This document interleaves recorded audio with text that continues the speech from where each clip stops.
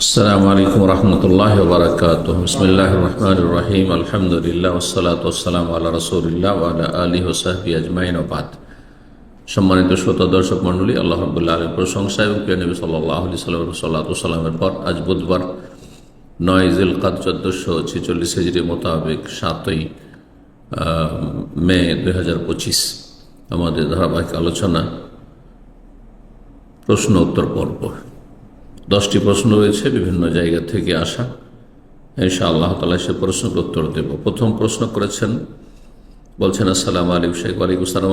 রমজানের শেষ দশকে যদি কেউ সারা রাত জেগে থাকে, সেই ক্ষেত্রে ঘুমানোর আগে যে জিকিরগুলি আছে সেই জিকির এবং সূরা মুলক, সূরা বাকারার শেষ 2 আয়াত সে কখন পড়বে? যখন ঘুমাবে তখন পড়বে। শুধু রমজানের রাত জাগার বিষয়টি নয়, এমনকি যারা নাইট ডিউটি করে, রাতে ডিউটি করে, দিনের বেলা ঘুমায়, যখন তার আসল ঘুম হচ্ছে একটা আসল ঘুম, সেটা রাতে হলে বেশি ভালো। রাতে যদি না হয় বিশেষ কোনো কারণে, তাহলে দিনে সকালবেলা ঘুমালে সেটা সকালবেলা, বিকালে যদি সে লম্বা ঘুম দেয় সেটা বিকালবেলা। আর একটা হচ্ছে সেটা আসল ঘুম নয়, মূল ঘুম নয়, কিন্তু একটু বিশ্রামের জন্য ঘুম, যেমন দুপুরবেলা খেয়ে দিয়ে মানুষ 1-8 ঘন্টা ঘুমায়। তো যেটা রাতের ঘুমের বিকল্প ঘুম, সেই ঘুমের আগে জিকিরগুলি পড়বে, আজকারুন নাম, ঘুমের জিকিরগুলি পড়বে। আল্লাহ তাআলা আলাম। 2 নম্বর প্রশ্ন, বলছেন আসসালামু আলাইকুম শেখ। ওয়ালাইকুম আসসালাম। আমার এক প্রতিবেশী বড় বোন আহলে কোরআনের অনুসারী, আল্লাহ তাকে হেদায়েত করুক, তার অনিষ্ট থেকে মুসলিম উম্মতকে হেফাজত করুক। তার বক্তব্য হচ্ছে, কোরআনে আল্লাহ তাআলা সব বিস্তারিত বর্ণনা করেছেন, একেবারে মিথ্যা কথা। কোরআনে কোথায় নামাজের কথা বিস্তারিত আছে? কোরআনে কোথায় রোজা, সিয়ামের কথা বিস্তারিত আছে? হজের কথা কোথায় বিস্তারিত আছে? কোনো বিষয়টি বিস্তারিত কোরআনে কারীম নেই। কোরআনে কারীম মৌলিক বিষয়গুলি বর্ণনা করা হয়েছে, খুব অল্প কিছু বিষয় হয়তো বিস্তারিত আছে। তাহলে হাদিস মানতে হবে কেন? এই জন্য যে হাদিস ছাড়া কোরআন মানা হয় না। নবী সাল্লাল্লাহু আলাইহি ওয়াসাল্লাম, আলা ইন্নী উতীতুল কোরআন ওয়া মিসলাহু মাহু, শোনো, আমাকে কোরআন এবং কোরআনের মতো আরও কিছু দেওয়া হয়েছে, সেটি হচ্ছে সুন্নাহ, হাদিস। তারপরে এটা তো বলবে যে এটা হাদিস মানি না, তারা বলবে। আল্লাহ রাব্বুল কোরআনে বলছেন, ওয়ানজালনা ইলাইকা যিকরা, হে নবী, তোমার প্রতি উপদেশ আল কোরআন নাযিল করেছি, লিতুবাইয়িনা লিন-নাসি মা নুযিলা ইলাইহিম, যাতে করে তুমি বিশদভাবে তা বর্ণনা করে দাও যা তাদের উদ্দেশ্যে নাজিল করা হয়েছে। মানে কোরআন বয়ান করা বিশদভাবে, বিস্তারিত, এটি রাসূলুল্লাহ সাল্লাল্লাহু আলাইহি ওয়াসাল্লামের দায়িত্ব। তাহলে বোঝা যাচ্ছে, যেমন কোরআন যা জিকির আল্লাহ নাজ তা মানতে হবে, তেমনি লিতুবাইয়িনা লিন-নাস, যা কিছু বিশদভাবে নবী সাল্লাল্লাহু আলাইহি ওয়াসাল্লামের দায়িত্ব ছিল বর্ণনা করেছেন, তা হচ্ছে হাদিস। তিনি তার কথার দ্বারা, কাজের দ্বারা, অনুমোদন দ্বারা করেছেন, এটি হচ্ছে হাদিস, এটি হচ্ছে সুন্নাহ। তাও মানা কোরআনের মতো ফরজ। জি। তো বলছেন তারা সলাত আদায় করে অন্য পন্থায়। জি, তাদের সলাত হয় না, তাদের ঈমান ইসলামে নেই। আহলি কোরআন যারা নিজেদেরকে বলে, এরা হচ্ছে মুনকিরে হাদিস। আহলি কোরআন বলবেন না, তাদেরকে সম্মান দেওয়া হবে। কোরআনের সাথে সম্পৃক্ত করলে তারা হচ্ছে হাদিস অমান্যকারী, অস্বীকারী। জি, তাদের সালাত আমাদের মতো না। এখন তাদের থেকে কি কোরআনের জ্ঞান নেওয়া বা তাদের কোরআনের অনুবাদ পড়া যাবে? কোনো কিছু তাদের সাথে সম্পর্ক রাখাই জায়েজ নয়। তাদেরকে কোণঠাসা করতে হবে, সমাজ থেকে একঘরে করতে হবে, না হলে জাতি ধ্বংস হবে, তাদের আশেপাশে যারা আছে বিভ্রান্ত হবে। এবং তাদের থেকে জ্ঞান কি নেবেন যাদের ইসলামের কোনো জ্ঞান নেই? আল্লাহ রাব্বুল আলামিন তাদের অনিষ্ট দিয়ে তাদেরকে বরবাদ করুন, নিশ্চিহ্ন করুন। এরা ইসলামের ঘোর শত্রু। 3 নম্বর প্রশ্ন, বলছেন আসসালামু আলাইকুম শেখ। ওয়ালাইকুম আসসালাম। কেউ যদি কোনো সহিহ হাদিস জানা সত্ত্বেও সেটি নিয়ে তাচ্ছিল্য করে, তবে এটা কি তার ঈমানের উপর প্রভাব ফেলবে? জি, সেই ব্যক্তি মুসলিম থাকবে না, কাফের হয়ে যাবে। উদাহরণস্বরূপ, মহিলা রাষ্ট্রনায়ক সংক্রান্ত হাদিস, যে কোনো হাদিস যদি সহিহ হাদিস হয় আর তার কাছে সে হাদিসটি পৌঁছে দেওয়া হলো, পৌঁছে গেল, তারপরে যে সে শুধু হাদিস সেটি মানবে না তার কুপ্রবৃত্তির অনুসরণে, সেই জন্য সেটাকে সে অস্বীকার করলো, অথবা সে সেটাকে তুচ্ছ তাচ্ছিল্য করলো। বিশেষ করে তাচ্ছিল্য করা মানে উপহাস করা, ঠাট্টা করা, সেটা নিয়ে বিদ্রুপ করা, এটি কুফর।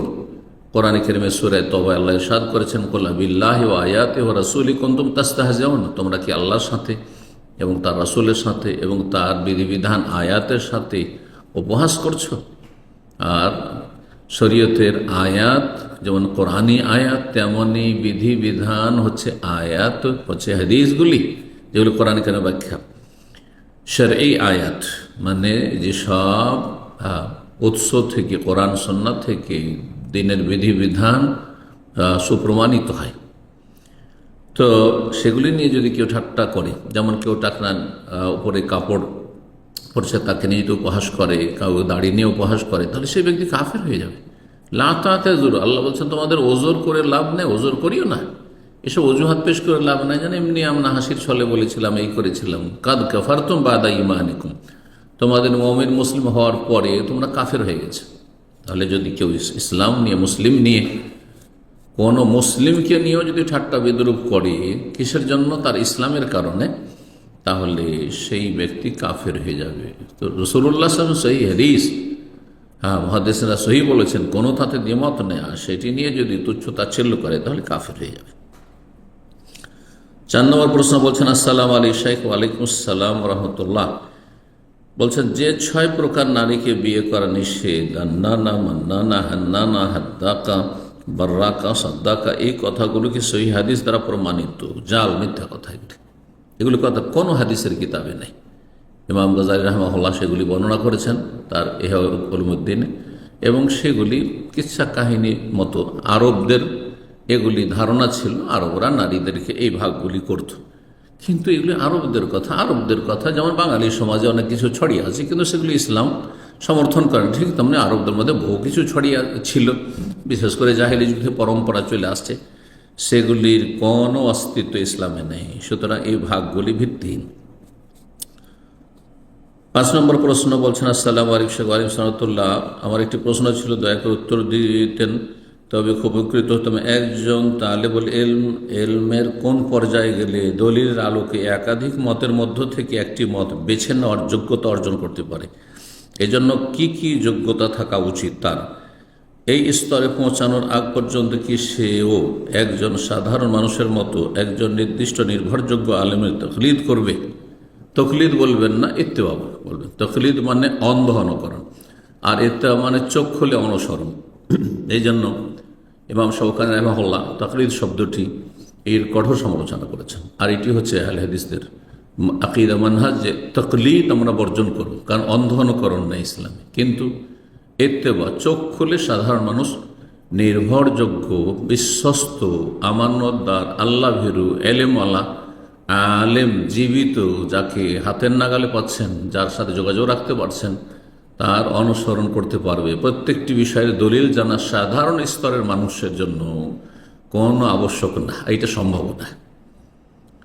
মানুষের 3টি স্তর রয়েছে, এটি একটি স্তর হয়ে গেল জনসাধারণ, যারা ওই মযহাবের তকলিদ করবে না, তকলিদের শাখসি, আর না সেটা ইত্তেবার নামও করবে না, যে আমি ইমাম শাফির ইত্তেবা করছি তো অমুকের ইত্তেবা করছি, কারণ তারা এই কথাগুলি বলেছেন, তার সত্যতা কোথায়, কতটা, শুধু শুনে শুনে মযহাব পালন করা এটা নিরাপদ নয়। তারপরে মযহাবে অনেক দুর্বল ফতোয়া রয়েছে প্রতিটি মযহাবে, সুতরাং সেগুলির বিরোধিতা করা ফরজ।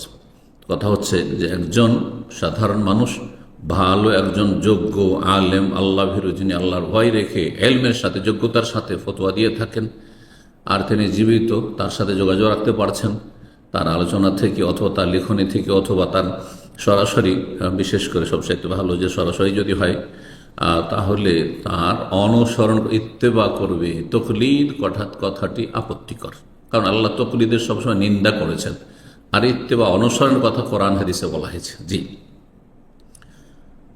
দ্বিতীয় স্তর মাঝামাঝি স্তর, যেমন আমাদের মতো যারা তালেবুল ইলম, জি, যাদেরকে আপনার আলেম বলছেন আমাদের সমাজে, সারা বিশ্বের অধিকাংশরাই এই স্তরের, অধিকাংশ আলেম যাদেরকে বলছেন তারা এই স্তরের।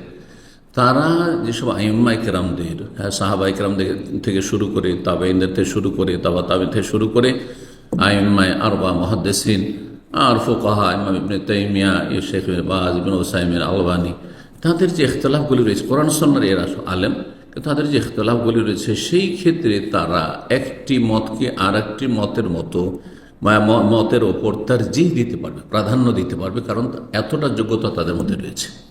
সাধারণ একবারে দাওরা পাস আর ওই কামেল পাস এইরা নয়, আর মসজিদে শুধু ইমাম হওয়া নয়, বরং মোটামুটি আজকালকার জামানে যারা যোগ্য আলেম, জি তালেব ইলম আমরা আরবদের ভাষায় বলি, আর আমাদের দেশে যোগ্য আলেম হ্যাঁ বলা হয় তাদেরকে।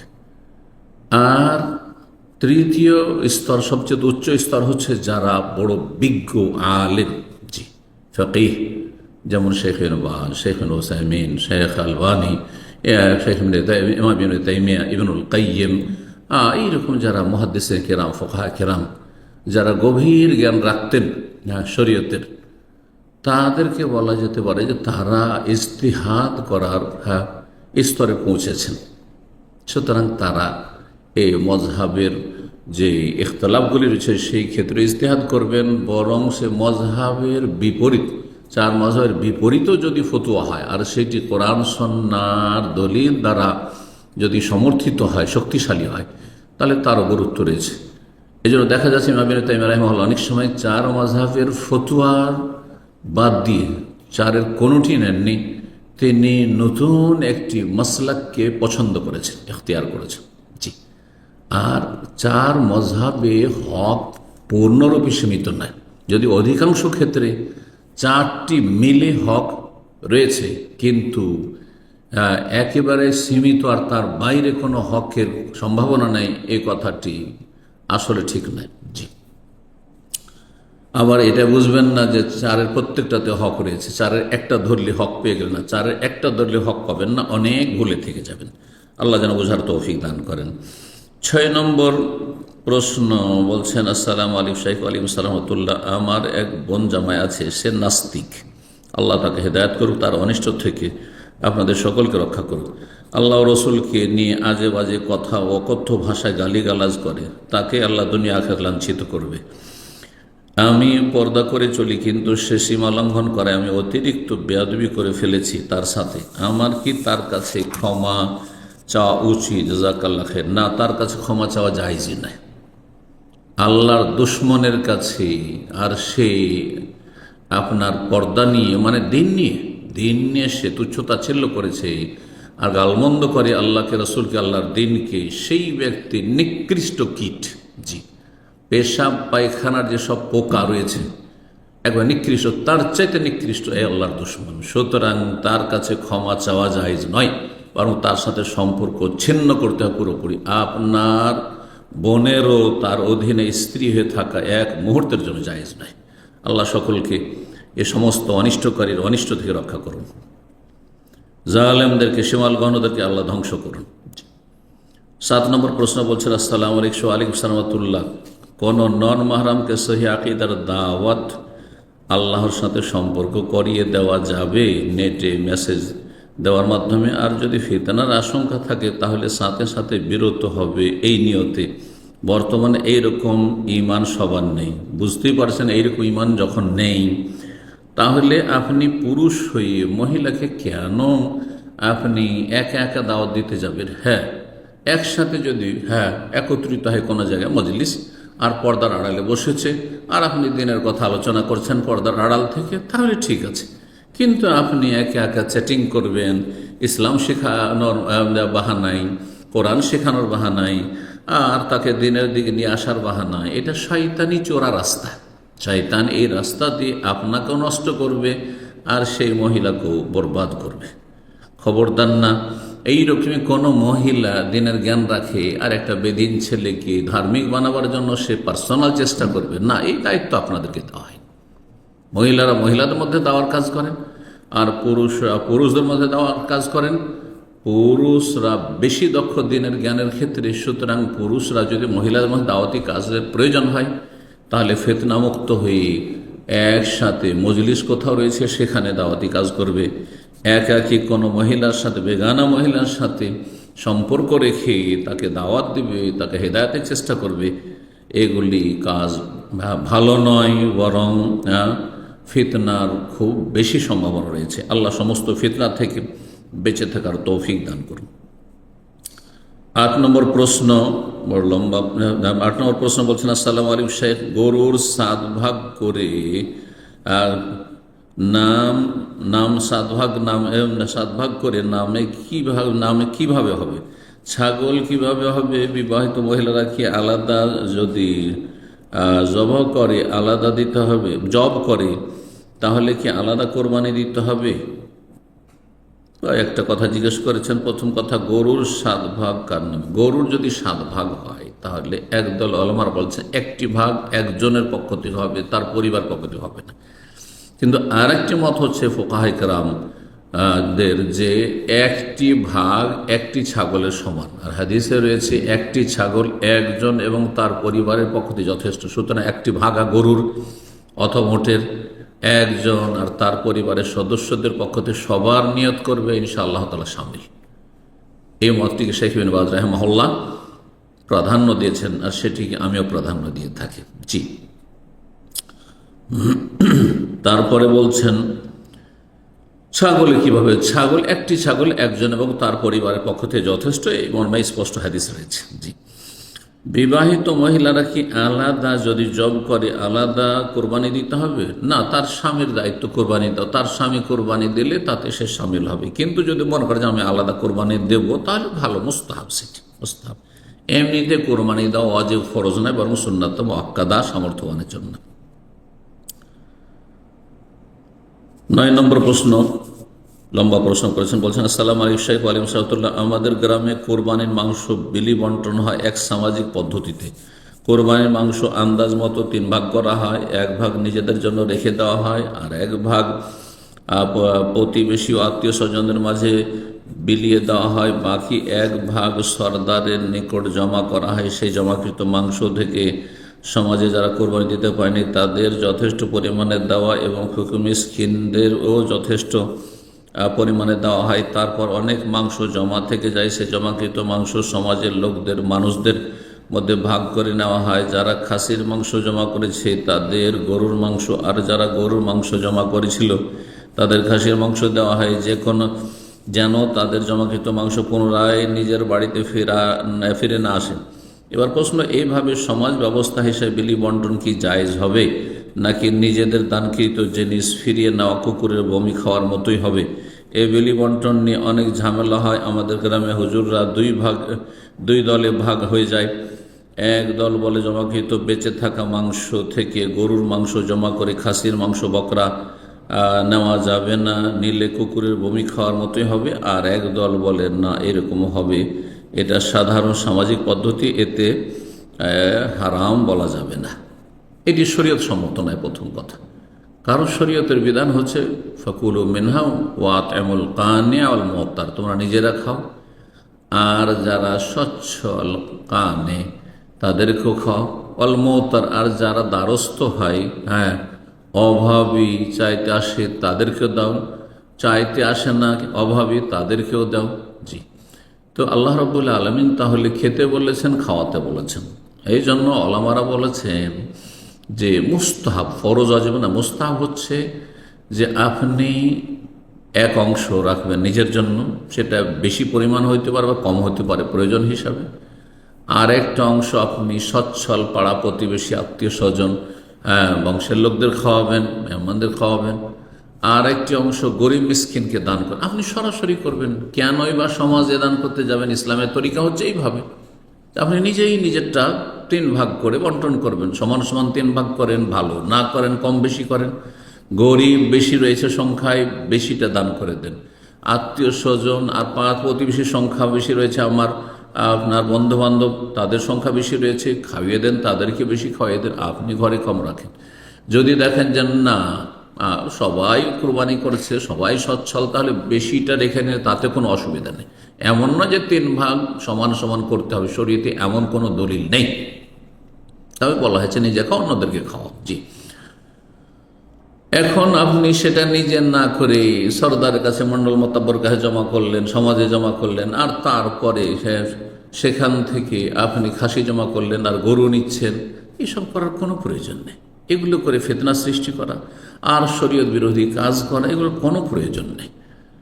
যদি জায়েজ হয় কোনো কাজ, তারপরে যদি দেখা যায় যে এতে ঝামেলা বাঁধছে, ইখতিলাফ হচ্ছে, কেউ জায়েজ বলছে, কেউ না জায়েজ বলছে, গ্রামে একটা বিশৃঙ্খলা সৃষ্টি হচ্ছে, এমন কাজ করতে যাবেন না, সন্দেহপূর্ণ কাজ করতে যাবেন না। সুতরাং এসব না করে আপনি শরীয়তসম্মত পদ্ধতিতে নিজের গোস্ত নিজে রাখুন, নিজে অভাবীদেরকে দেন, আর নিজেই সচ্ছল আপনার আত্মীয় স্বজন পাড়া প্রতিবেশীকে দেন। জি, সমাজে দেওয়ার কোনো প্রয়োজন নেই। সমাজের সাথে আমার কোরবানি কী প্রশ্ন সম্পর্ক রয়েছে? কোনো সম্পর্ক নেই। আর সমাজের লোকের কোরবানির সাথে আমার কিসের সম্পর্ক রয়েছে? প্রত্যেকের নিজের নিজের কোরবানি নিজেরা দান করবে। জি, সর্বশেষ 10 নম্বর প্রশ্ন বলছেন, আসসালামু আলাইকুম শাইখ। ওয়ালাইকুম আসসালাম। আমি একজন যুবক, গরিব। আমি নানার বাড়িতে মানুষ হয়েছি, ছোট থেকেই মা বাবা পাশে নেই। আমি বিয়ে করতে চাই। এক মেয়ে ডিভোর্স, দিনদারি পালন করে। মেয়ে কোরআনের হাফেজা এবং মহিলাদের কোরআন শিক্ষা দেয়। মেয়ে খুব কঠোরভাবে পর্দা করে। আমি কি এই ডিভোর্স কথা লুকাতে পারবো আমার আম্মুর কাছে? আপনার আম্মাকে, আব্বাকে বিয়ে করছেন আপনি, জানাবার কোনো প্রয়োজন নেই যে আমি তালাকপ্রাপ্তা বিয়ে করছি, না বিধবা বিয়ে করছি, কুমারী করছি, অকুমারী করছি, বয়সিকা করছি। এই রকম শরীয়তে কোনো বিধান নেই। ছেলে বিয়ে করবে নিজের পছন্দ মোতাবেক। তুমি দেখো বলা হয়েছে, তোমার বাবার দেখা জরুরি নয়, তোমার মায়েরও দেখা জরুরি নয়। আর তোমার বাবা মাকে বিস্তারিত বলতে হবে আর বিভিন্ন বাধা সৃষ্টি হবে, এরও কোনো প্রয়োজন নেই। শরীয়তের মাসলা ভালো করে বুঝে নেন। কিন্তু আপনার থেকে যদি লুকিয়ে রাখে মেয়ে পক্ষ, আপনাকে জানতে দিল না যে বিবাহিতা, তালাকপ্রাপ্তা বা বিধবা, আর তারপরে বিয়ে দিয়ে দিল এইভাবে, পরে জানতে পারলে সম্পর্ক ছিন্ন হইতে পারে, তালাক হয়ে যেতে পারে। সেই জন্য এটা জায়েজ না, এটা খেয়ানত, এটা হচ্ছে প্রতারণা। আপনি জানছেন, আপনার আম্মাকে জানাবার পুরো প্রয়োজন নেই। যদি দেখেন জানালে বিয়ে হইতে দেবে না হয়তো। আমি কি এর মাধ্যমে আল্লাহর কাছে রিজিক চাইতে পারবো? আল্লাহ, তুমি আমাকে এই মেয়েকে বিবাহ করার পর রিজিক বাড়িয়ে দাও। তাহলে এই যে বিয়ে করছেন আপনি, ত্যাগ স্বীকার করে যে কুমারী বিয়ে করলাম না, একটা ডিভোর্সি তালাক প্রাপ্তাকে বিয়ে করলাম, একটা নেকির কাজ, ভালো কাজ আপনি নেকি মনে করে করলেন, আশা করি তাতে ইনশাআল্লাহ সওয়াব পাবেন। কিন্তু আপনি সবটাকে নষ্ট করে দিলেন নিছক দুনিয়ার গরজ করার কারণে। আপনি যে কোনো নেকামল করবেন আল্লাহ সন্তুষ্টির জন্য, পরকালে পারিতোষিক মহাপুরস্কার পাওয়ার জন্য, হ্যাঁ, দুনিয়ার গরজে নাই। যদি কোনো নেকির কাজ, একটি ফর্মুলা শোনেন, কেউ করে দুনিয়ার গরজে, আল্লাহ আমি নামাজ পড়ছি যাতে আমি সুস্থ থাকি, আল্লাহ যেন আমাকে সুস্থ রাখে। আল্লাহ নামাজ পড়ছি যাতে আমার রিজিকের অভাব না হয়। আল্লাহ আমি নামাজ পড়ছি যাতে করে আমার কোথাও বিপদ আপদ না হয়। আল্লাহ আমি রোজা রাখছি যাতে করে আমি সুস্থ থাকি। আল্লাহ আমি এই ডিভোর্সি মেয়েকে বিয়ে করছি যাতে আমার রিজিক বেড়ে যায়। তাহলে দুনিয়ার গরজ করলেন। যদি আখেরাতের আমল দিয়ে, মানে সওয়াবের কাজ করে দুনিয়ার গরজ করেন, ফালাহুর মানাওয়া, তাহলে যা নিয়ত করলেন তাই পাবেন। তুচ্ছ জিনিস পাবেন দুনিয়ার, আখেরাতে কিছু পাবেন না আপনি, নেকি পাবেন না আপনি। নবী সাল্লাল্লাহু আলাইহি ওয়াসাল্লাম হাদিস, ইন্নামাল আমালু বিন্নিয়াত, মানুষের আমল নির্ভর করে কিসের উপর?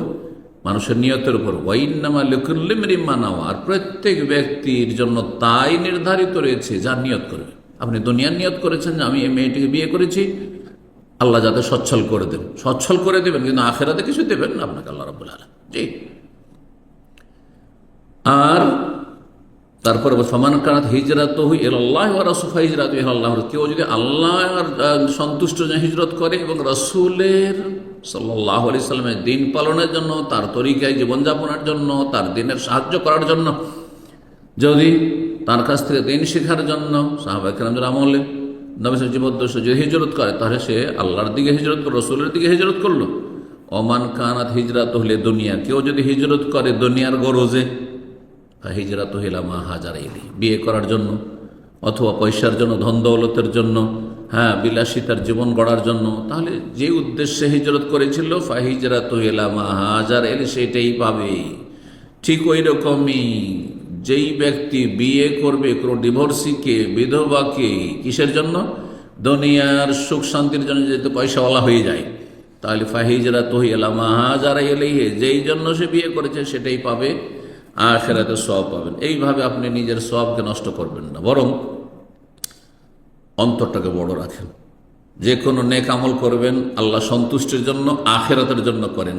আল্লাহ আপনাকে দুনিয়া এমনিতে দেবেন, তার সাথে বলেন যে আল্লাহ আমি তোমার সন্তুষ্টির জন্য আমি একটা বিধবাকে অথবা তালাক প্রাপ্তাকে বিয়ে করেছি, সুতরাং তুমি আমাকে দুনিয়াতে কল্যাণ দাও, আখিরাতে কল্যাণ দাও। দোয়া করুন, প্রসিদ্ধ দোয়া কোরআনে কারীমের, রব্বানা আতিনা ফিদ দুনিয়া হাসানা ওয়া ফিল আখিরাতি হাসানা ওয়া কিনা আযাবান। আল্লাহ দুনিয়াতেও ভালো দাও এবং আখিরাতেও ভালো দাও আল্লাহ, ওয়া কিনা আযাব, জাহান্নামের আযাব থেকে রক্ষা করো। রব্বুল আলামিন আমাদের ইখলাস নিয়ে জীবনযাপনের তৌফিক দান করেন, রবের সামনে ইখলাস নিয়ে হাজির হওয়ার তৌফিক দান করেন, জান্নাতুল ফিরদৌস দান করেন, জাহান্নামের আযাব থেকে রক্ষা করেন।